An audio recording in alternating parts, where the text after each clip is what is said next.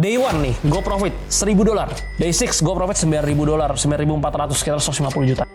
Tetep 1,3 M sama 1,4 M, 2,7 M, 2,8 M dalam 2 candle 15 menit. Nah, itu realitanya. Average hedge fund manager 5%. Dari S&P 14,4%, lu mau outperform index itu susah sekali. Untuk apa kalian capek-capek trading? Ya mendingin taruh aja diemin dong. Kalian misalkan mau trade di altcoin, sometimes kalian bisa dapetin return 5-10 kali lipat. Tapi kalau misalkan untuk investasi jangka panjang, cicil, altcoin, gue kurang setuju gitu. Jangan. Jadi kalau untuk nyicil, mendingan di Bitcoin aja. Yang jadi pondasi dasarnya itu bukan sistem tradingnya, risk managementnya. Yang kedua, kedisiplinan. That's it, udah. Lu cuma perlu ingat satu hal ini. RPT, risk per trade. Ideal 0,5 sampai 1%. Lo kalau mau habisin duit 100 juta ini, berarti lo harus loss 100 kali beruntun. Lo loss 100 kali beruntun, baru 100 juta bisa habis. Udah pasti, lo trading lagi. Gimana caranya 70 juta gue bisa balik ke 100 juta? Dan itu namanya udah lo pengen revenge. Dan biasanya orang MCA itu karena di sini. Even ETF-nya aja, ETF spot Bitcoin itu sendiri 1,6 B. El Salvador, holding seperti MicroStrategy, nggak usah diragukan. Lu misalkan buka akun ajaib, ya lu tinggal isi data diri, 5 menit beres. Lu deposit misalnya mau pakai bank, pakai apa segala macam, semua bisa, cepat masuknya. Jangan pernah nyari jackpot, tapi karena kedisiplinannya, itu sangat amat mahal. Di episode sebelumnya, kita telah membongkar realita pahit dan perjalanan jatuh bangun gua. Di episode 2 kali ini, kita masuk lebih dalam. Apa beda mental trading dan investasi? Dan yang terpenting, apa satu-satunya pondasi yang akan menentukan kamu hancur atau bertahan di market ini?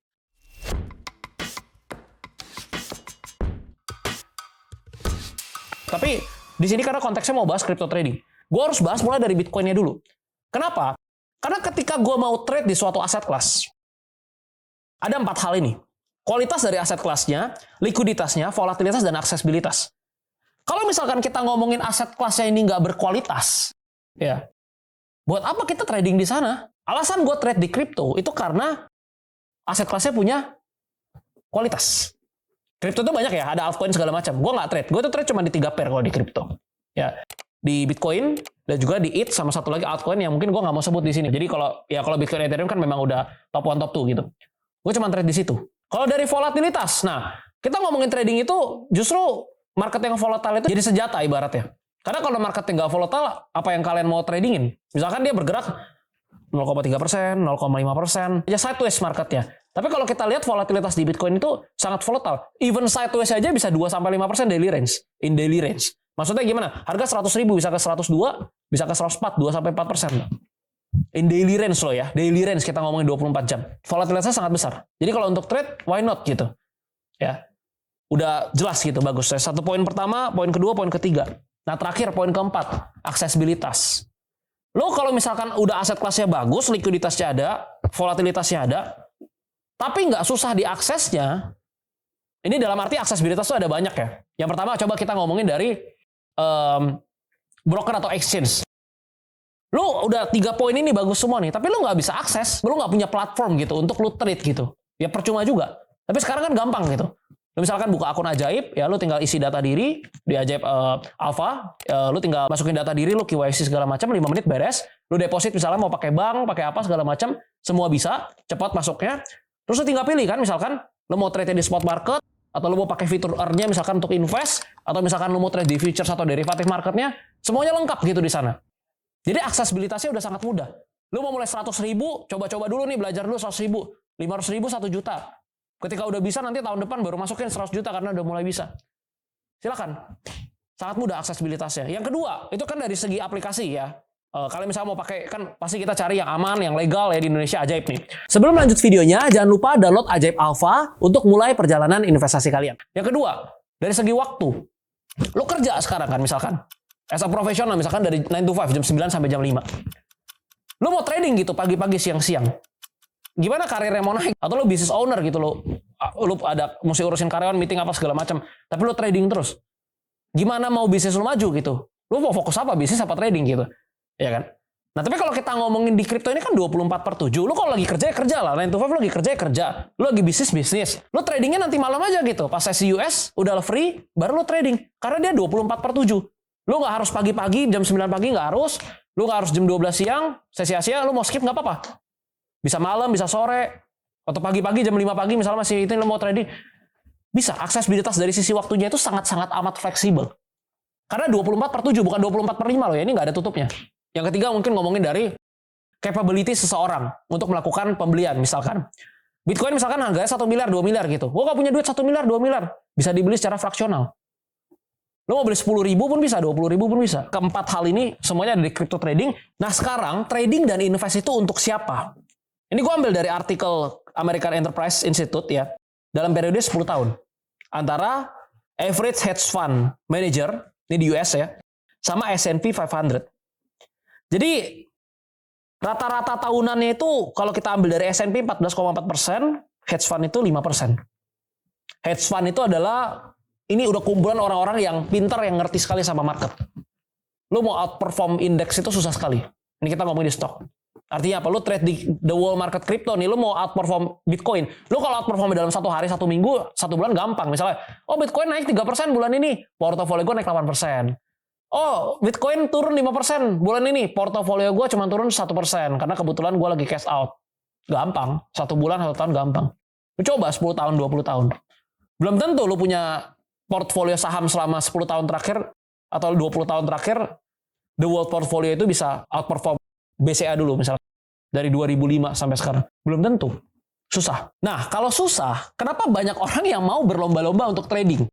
Ini yang selalu jadi pertanyaan. Nah, ini kalian lihat di sini coba. Misalkan ya, kalian lihat. By the way, gue nggak lakuin ini ya. Tapi misalkan aja, misalkan. Ini kalian lihat di layar ya. Kalian lihat di layar kalian. Gue bilang, day 1 nih, gue profit $1.000. 16 juta. Day 2, gue profit segini. Day 3, gue profit $900. Day 4, gue profit $1.000. Day 5, gue profit $5.200. Day 6, gue profit $9.000. 9.400, sekitar 150 juta. Siapa dari kalian yang mau trading gitu? Semua angkat tangan pasti. Semua. Bang, gimana caranya? Ajarin. Karena ada uangnya, ada profitnya. Jelas nih. Semua orang pasti ajarin mau trading. Itu udah pasti. Sosial media kan memang cara bekerjanya seperti itu gitu kan. Ini ada profit, semua akan ngumpul gitu. Orang akan ajarin, orang akan coba. Orang akan beberapa delusional. Ini gue punya uang berapa, gue pengen kaya gitu. Dari uang segini. What if kayak gini? Kalian lihat yang ini. What if kalau kayak gini? Ini pas kemarin yang atas itu derivative market yang atas, yang 1,3. Pas Bitcoin drop dari 109, 110 ke 101. Yang flash dump ketika ada tweet ya dari Presiden Amerika. Yang bawahnya itu yang spotnya. Dalam 30 menit loh, bukan 1 hari. Candle jam 5.30 ya pagi. Lagi tidur kan, lagi pada tidur kalian kan. 2 candle 15 menit tuh. Tek. 1,3 M sama 1,4 M, 2,7 M, 2,8 M. Dalam 2 candle 15 menit. Kalau kayak gini, mau trading nggak? Belum tentu loh. Nah, itu realitanya. Trading itu nggak seindah yang seperti yang tadi, yang ini, yang hijau-hijau ini nggak. Sometimes kalian akan dapetin hal-hal seperti ini, masa-masa sulit, di mana portofolio kena drawdown. Siap atau enggak? Gitu. Nah, sekarang kita baru masuk ke jadi kapan kita trading. Karena basically kalau kita ngomongin invest, mungkin yang materi pertama tadi kita ngomongin untuk invest, itu lebih ke untuk semua orang. Kalau lu nggak siap secara emosi, mental, psikologis, dan juga lu nggak punya waktunya, lu ngapain trading? Kenapa harus belajar trading? Nggak harus gitu, nggak harus. Tapi kalau misalkan memang lu di market, hidup lu memang di market, atau lu memang punya waktu luang, lu mau pelajarin, dan lu punya harapan 3-5 tahun ke depan lu bisa jadi seorang profesional trader, tapi lu harus bisa 2 hal ini. Ya. Ini harus bisa, kalau nggak jangan trading menurut gua. Gini, yang pertama, ketika lu punya strategi dan sistem trading yang udah di backtest dan juga di forward test, dan hasilnya ini bisa outperform indeks. Kalau konteksnya kripto bisa outperform Bitcoin. Karena kalau tidak bisa outperform Bitcoin nih, misalkan tahun ini Bitcoinnya naik 40%.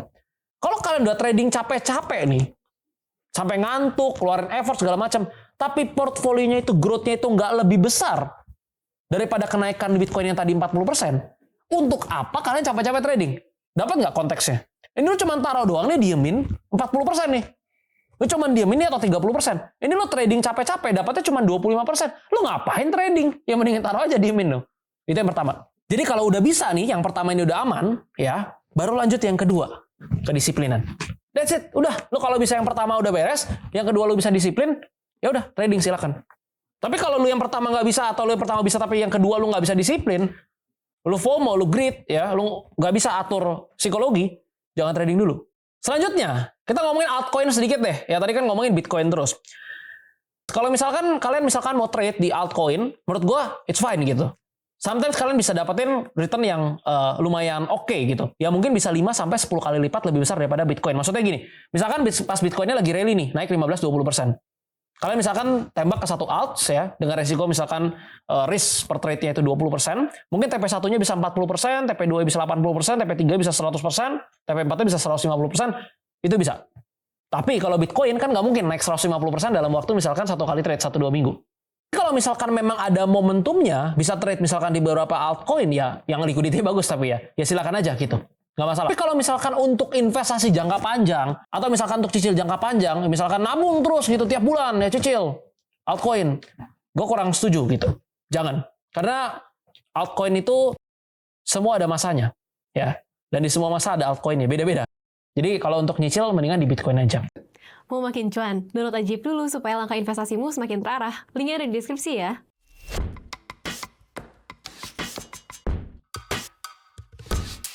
Mengenai kualitas aset. Yang kedua, likuiditas. Kalau aset kelasnya bagus, tapi likuiditasnya nggak liquid, lo nggak susah lo trade di sana, susah sekali. Nah ini kita ngomongin likuiditas sedikit, volume dari Bitcoin. Ini 2 hari lalu harusnya ya, 20 Oktober ya, 63 billion in US dollar. Kalian sendiri itu 16.500. Jadi kalau dari likuiditas nggak usah ditanya, ini udah sangat amat besar.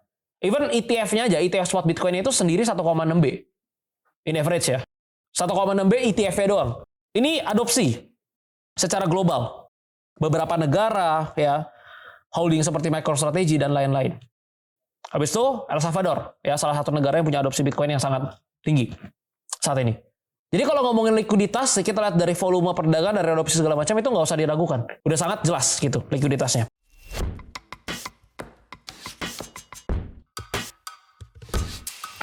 Itu dia analisa singkat ya untuk Bitcoin. Sebelum lanjut, kita pause dulu yuk. Download Ajaib buat mulai perjalanan investasimu. Linknya ada di deskripsi ya. Gue nggak mau kalian mengulangi kesalahan atau kebodohan yang gue lakuin di 2017. Nanti kalian top up, deposit, trading, habis rugi 50%. Gue nggak mau. Jadi di sini, gue mau kasih pondasinya dulu ke kalian, pondasi dasarnya. Ya, kita mulai dari pondasi ya. Jadi ketika kita ngomongin pondasi di dalam trading, itu ada di risk management-nya. Risk management. Maksudnya gimana? Mungkin kalian bisa belajar strategi yang bagus, ini cara entry-nya, buy on breakout misalkan, atau buy on weakness, kalian punya sistem tradingnya, dan lain sebagainya macamnya. Permasalahannya gini, lo kalau soal analisa, lempar ke Gemini atau ChatGPT-nya, mereka bisa analisa. Atau mungkin analisa jauh lebih kompleks dan lebih bagus daripada kita. Lo mau pakai indikator apa, lo mau pakai metode apa, dia bisa lakuin, mau pakai SMC segala macam bisa. Tapi satu hal yang nggak ada, yaitu pondasi dasarnya itu risk management-nya. Ya kan dia kasih tahu secara teori, oke lu pakai risk 1%, 0,5%. Yang pencet kan lu. Ya kan lu yang trade. Secara sadar jempol yang pencet. Kita sebagai manusia, kalau dibilang, oh iya tapi lu harus disiplin, lu nggak boleh greedy, lu nggak boleh serakah. Nggak bisa bos. Kita itu namanya manusia, lihat duit pasti serakah. Ya jadi kita lihat duit nih 100.000 kita cuan, pasti nggak cukup, pengennya 200.000. Kita bisa cuan 200.000, pasti pengennya 500.000. 500.000 kita pasti pengennya 1 juta. Itu udah sifat dasarnya manusia. Nggak bisa dibendung, udah pasti kita serakah. Kita pasti pengen lebih, kita pasti pengen cuannya banyak. Di sini kan harus paham dulu, yang jadi pondasi dasarnya itu bukan sistem tradingnya, bukan strateginya. Tapi adalah risk managementnya. Karena once kalian nggak bisa disiplin dengan ini, sebagus apapun strateginya, sebagus apapun win rate-nya, akunnya bisa tetap rugi. Loh kenapa? Karena trading itu kan nggak bisa untung terus, right?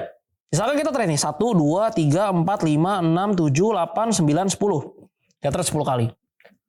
Trade pertama, oke, kita profit. Kedua profit, ini rugi, profit, rugi, profit, rugi. Untungnya misalkan 4 kali, ya.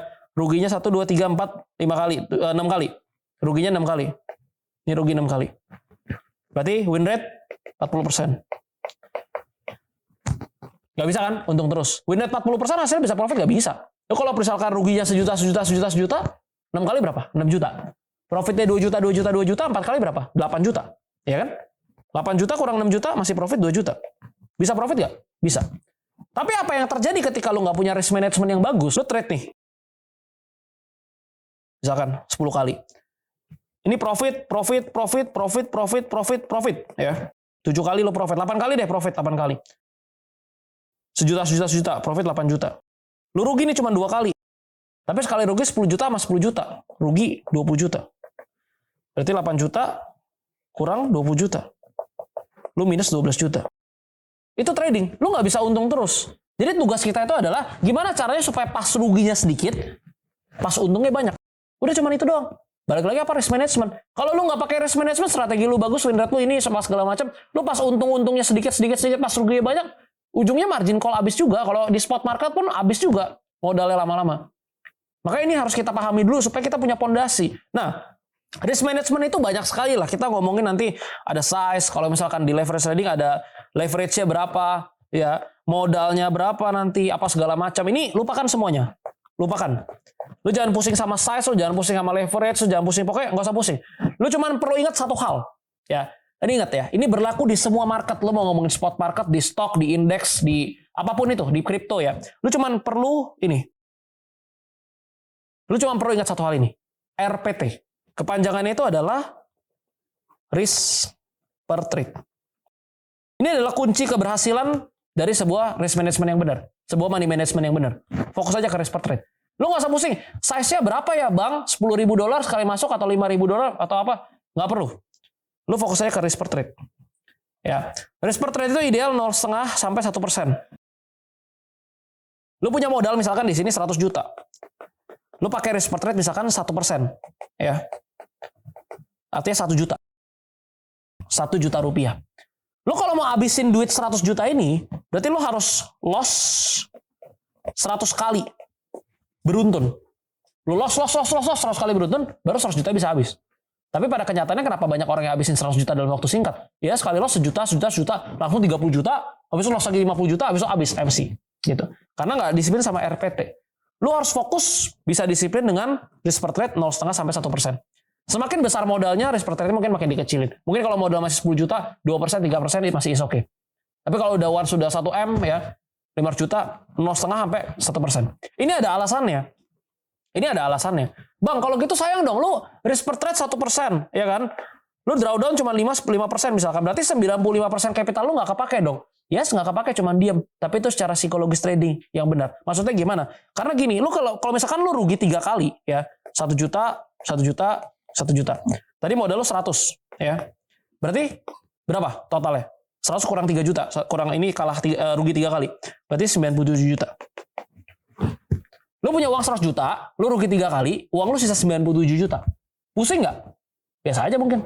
Pengen revenge nggak? Nggak, biasa aja. Pengen hajar trading lagi nggak? Nggak, masih bisa objektif. Aman. What if, kalau misalkan 10 juta diganti nih, 10 juta, 10 juta, 10 juta. Lo yang tadinya 100 juta, ini sisa 70 juta. Kira-kira apa yang akan lo lakuin ketika saldo trading lo tadinya 100 juta, ini turun jadi 70 juta, apalagi dalam waktu yang singkat. Misalkan dalam waktu 4 jam atau 5 jam. Udah pasti, lo trading lagi. Dan trading lo itu bukan untuk dapetin ini risk reward, ini trading entry-nya karena apa, udah bukan itu. Lo trading cuma dengan satu tujuan. Gimana caranya 70 juta gue bisa balik ke 100 juta? Untuk break even. Dan itu namanya udah lu pengen revenge. Dan biasanya orang MC itu karena di sini. Gue pengen revenge, gue pengen balikin. Jadi pesan gue, advice gue, kalau kalian mau masuk ke dunia trading, kalian mau terjun ke dunia trading, yang perlu kalian selalu ingat adalah ini. Risk per trade. 0,5 sampai 1%. Once kalian bisa disiplin dengan ini, selama 1 tahun kalian nggak pernah break rules ini, kalian udah selesai sama trading, kalian udah bisa trading. Karena banyak orang itu nggak bisa analisa. Lu belajar analisa 3 bulan, 6 bulan bisa. Experience tuh bisa datang, lu analisa. Lu rugi berapa kali, profit berapa kali, makin lama analisa lu makin tajam. Gitu. Tapi disiplin ini susah sekali. Susah. Gue jujurnya ke kalian, gue pun kadang masih bisa nggak disiplin. Jadi jangan pernah incer jackpot. Jangan pernah cari life changing money dari satu trade. Jangan pernah nyari jackpot. Jangan pernah hajar semuanya tanpa plan, tanpa source, jangan. Tapi lu fokusnya ke risk per trade. Kalau udah bisa disiplin sama risk per trade, ya mungkin one day, 5-10 tahun ke depan, lu bisa jadi professional trader, mungkin lu bisa bikin home office sendiri, gitu. Karena gue lihat teman-teman gue yang jauh lebih banyak uangnya, yang mungkin play-nya udah di spot market karena uangnya udah ratusan M. Yang membedakan mereka kenapa bisa growth dalam 10-15 tahun konsisten itu cuma satu. Bukan karena kepintaran ya menurut gue, tapi karena kedisiplinannya. Itu sangat amat mahal. Oke, itu dia pondasinya untuk para investor ajaib. Sampai ketemu lagi di episode selanjutnya. Kalau uang dunia terus dicetak, mungkin satu-satunya hal yang nggak bisa dimanipulasi adalah waktu dan Bitcoin. Ajaib semua bisa.